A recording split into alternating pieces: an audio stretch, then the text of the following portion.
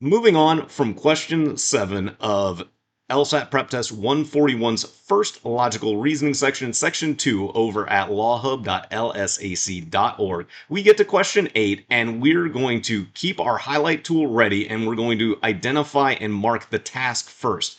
Number 8's stem reads, the argument requires assuming which one of the following. So we're going to just highlight requires assuming, identifying that our task is we need to find something that must be true to believe the biologist's argument. So we're going to read the biologist's argument and highlight solely the conclusion and see if we can come up with a broad prediction of the assumption based on the statements presented in that argument. The biologist states, marine animals known as box jellyfish have eyes with well-formed lenses capable of producing sharp images that reveal fine detail.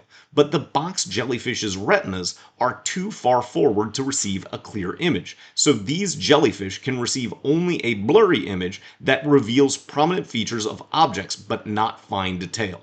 This example shows that eyes are adapted only to an animal's needs rather than to some abstract sense of how a good eye would be designed. So we're going to highlight eyes are adapted only to an animal's needs rather than to some abstract sense of how a good eye would be designed. And what we know is it's all about this box jellyfish having the capacity to produce sharp images, but they don't actually get sharp images. So we need to focus on these details. I'm probably not going to highlight or underline anything else here so as to not overemphasize one part for just kind of an abstract or obscure reason, my own just mental preferences.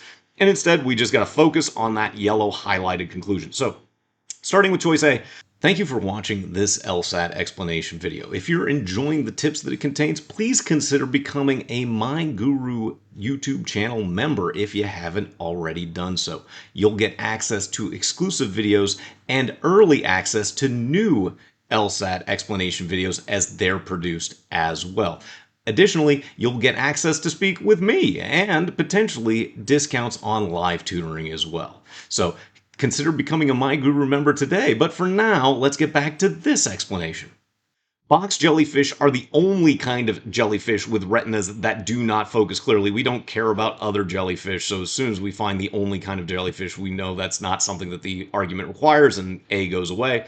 Then choice B, box jellyfish have a need to detect prominent features of objects but not fine details. Okay, right now, we're at least talking about the stuff that was relevant. And we're going to hold on to B, remembering that if necessary, there is a specific tool called the negation test that we only use with assumption tasks. So we'll hold on to B as at least relevant, not introducing some other kinds of jellyfish, for instance. Then choice C, box jellyfish would benefit from having retinas that allowed their eyes to focus more sharply. This is incredibly subtle, but it says an animal's needs, not benefits. So if I could track that change in quality from need to benefit, we can eliminate C almost immediately because we know it's about needs, not just what would be a good thing for it being the box jellyfish. Then choice D, box jellyfish developed from jellyfish whose retinas received clear images. I don't know anything about the the evolution of jellyfish. So choice D is going to need a whole bunch of additional information about the evolution of jellyfish. We are just talking about this box jellyfish's retinas.